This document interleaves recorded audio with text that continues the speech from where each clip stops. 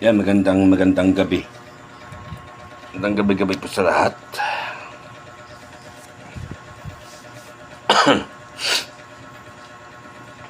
Magtatanong lang po tayo, no? Magtatanong lang po tayo sa opisina ni Gobsol kung saan ba talaga lalapit pag may nakaburol o patay dito sa Calamba City, Laguna. Saan ba talaga lalapit ang taong bayan sa opisina ni Gobsol sa Hectan, no, para hindi mangyayaring pasapasahan, no,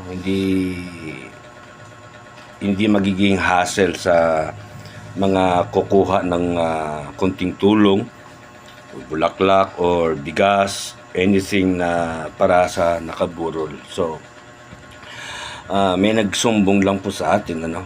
So just clarification lang, no? Clarification lang po tayo kung saan ba talagang opisina sa Hectan lalapit yung ating mga kababayan, para yun nga po, para hindi maging hassle. Kasi sa laki po ng Calamba, 54 barangays po tayo, siyempre nag-effort na masahe o nag-gasolina ang mga yan, no? Clarification lang po, no, sa ating opisina ni Gobsol kung sa kanino ho ba talaga lalapit para sa mga burial assistance o bigas o bulaklak man yan o mga assorted biscuits, no? Kasi may nagsumbong sa atin, pero clarification lang po kay Sumbungan Channel para malaman po natin, malaman ng ating taong bayan ng Calamba City, Laguna na dito kalalapit, no? Hindi yung papasapasahan ka, no? Papasapasahan ka ng mga letter, tapos at the end of the moment ay, di ba, meron kasing nangyayaring circumstances na umaga ka lumapit, makalabas ka sa opisina ng politiko ay hapon na. So napaka-hassle po yan sa ating kababayan po dito sa Calamba City, Laguna. So ayan na naman po ang aking bakit iba yung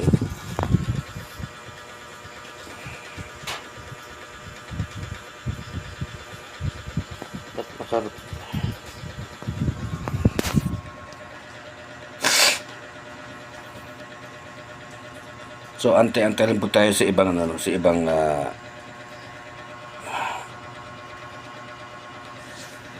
mga audience natin na kasi nga kagaya nga na po yung isang gabi kami nakiramay, no. Ang nakita ko lang po doon na bulaklak ay kay Konsehal Teruel, no. Walang problema kay Gobsol kasi nakapagbigay na po si Sir Mauro. Salamat po, Sir Mauro, na lumapit si Ronald sa inyo at talagang kahit walang requirements ay nabigyan nyo po ng bigas si Ronald, no, aming founder po ng SKKB. So salamat po ulit kay Sir Mauro, no.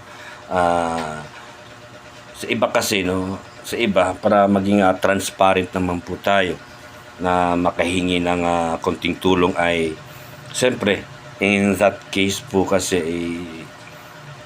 kung sa Kapitolyo palalapit para sa mga burial assistance o anything na makahingi po ng isang nakaburol na bigas o anything na para sa burol ay hindi na po malalayuan. So maraming mga katanungan, no, kung sa Hectan po lalapit ang ating kababayan, saan po lalapit?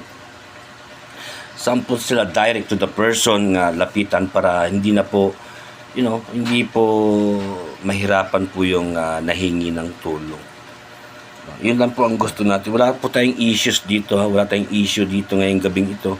Wala tayong issue tungkol sa opisina ni Gobsol. Ay nagtatanong lang po ako kung sino ho ba talagang dito lalapitan po sa Hectan, no?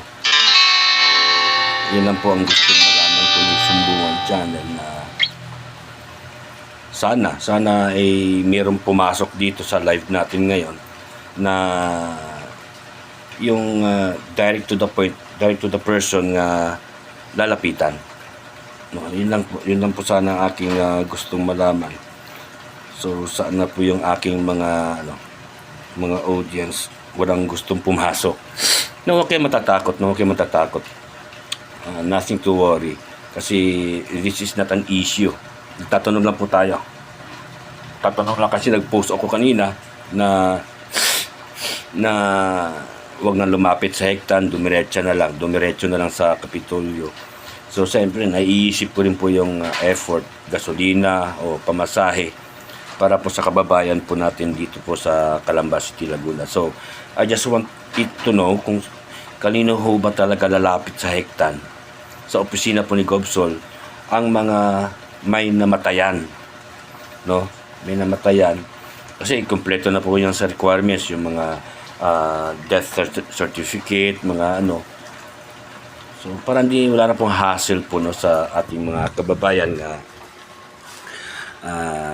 need ng konting tulong, no?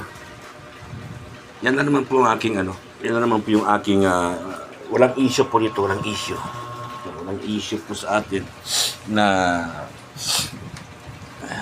kasi mahirap po kasi, no, mahirap po kasi ang situation po natin ngayon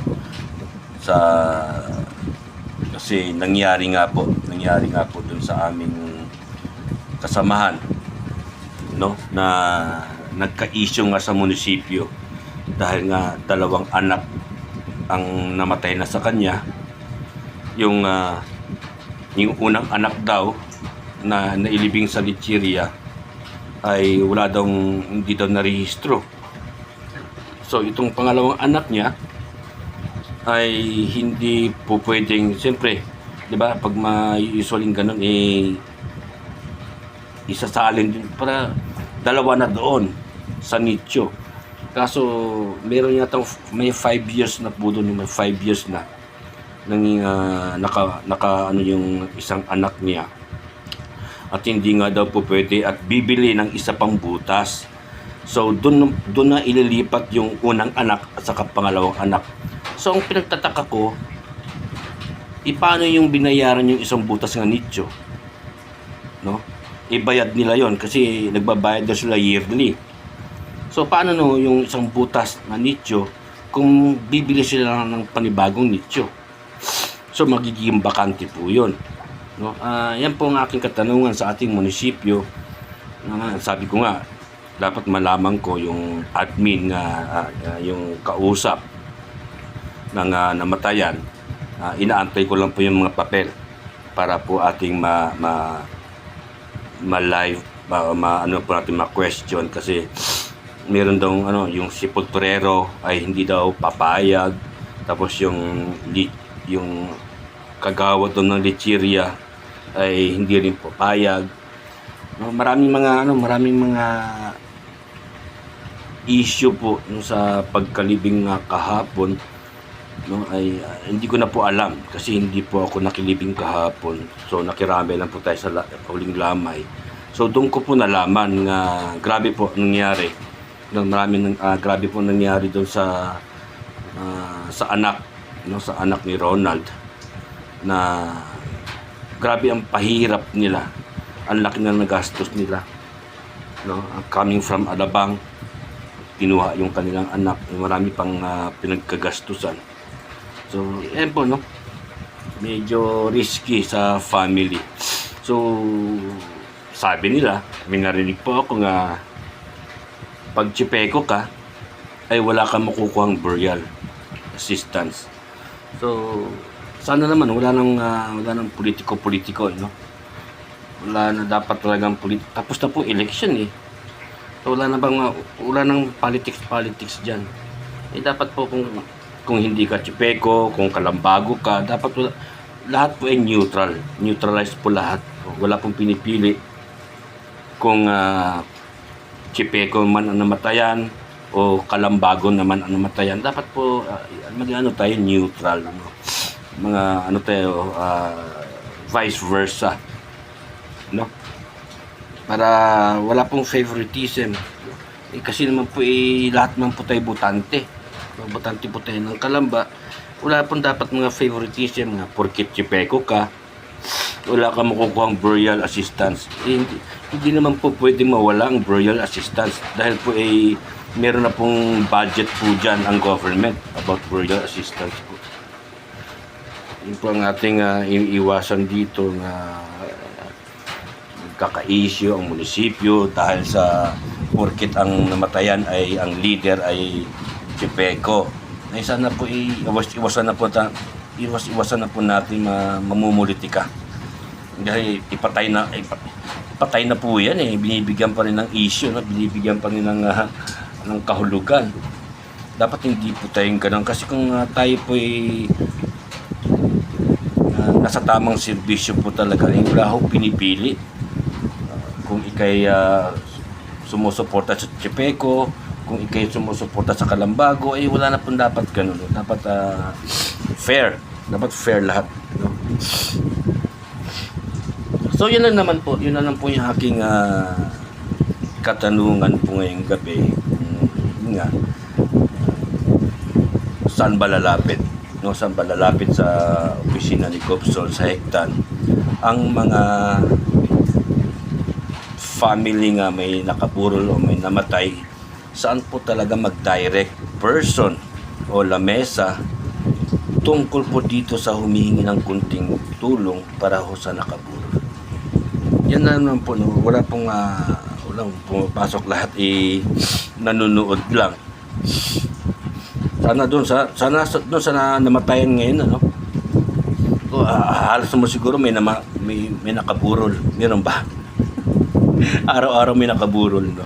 So kung sino pa may mga patay, no, pwede ho kayong magtanong kay Sumbungan Channel po ngayon kung at least mai-open po ninyo kung saan po talaga lalapit.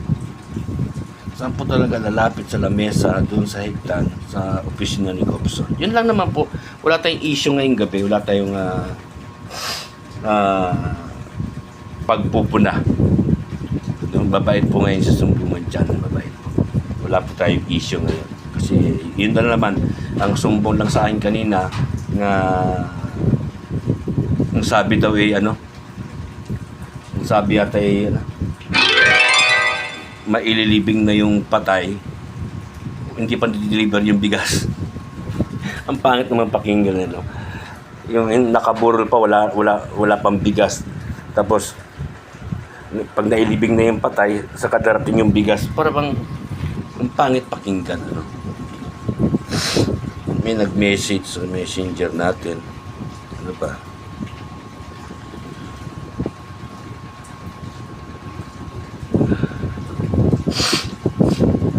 So wala po tayong ang ating mga audience nanonood lang behind the scene, sa likod po ng camera natin nanonood, no? 5-6 viewers pero wala akong pumapasok ng mga mga messages na may mga 220, no? So siguro hanggang dito na lang po tayo, no? Yun lang naman po ang aking katanungan. Sana po mayroong magko-komento after my life kung saan po talagang lamesa lalapit ang mga may namatayan dito sa Calamba para hindi na po hassle sa kanila. So magandang gabi po bayan, magandang gabi po Laguna, magandang gabi Calamba City, Laguna, no? Hanggang dito na po. May God bless. May humabol. Sweet girl, good evening, no? Good evening, no? Ano bang ate? Ano bang ating sweet girl? May katanungan ka ba? Ha? Sweet girl, may katanungan ka ba?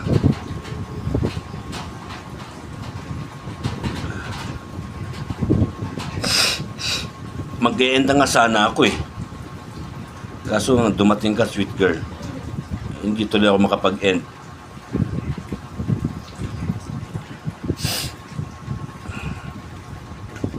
Malakas bang ulan dyan sa Manila? Malakas ang ulan dyan, sweet girl, sa Manila.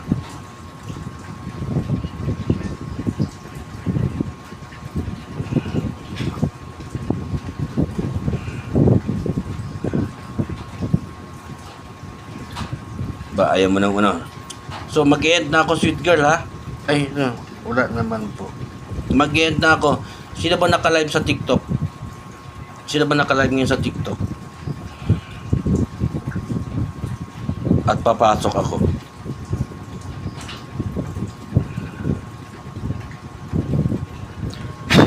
Sweet girl, sino naka-live ngayon? Okay. Mag-end na ako, sweet girl. Walang naka-live. Sige. Bye, Calambeño, Calamba City, Laguna. May God bless Calamba City, Laguna. May God bless the Philippines.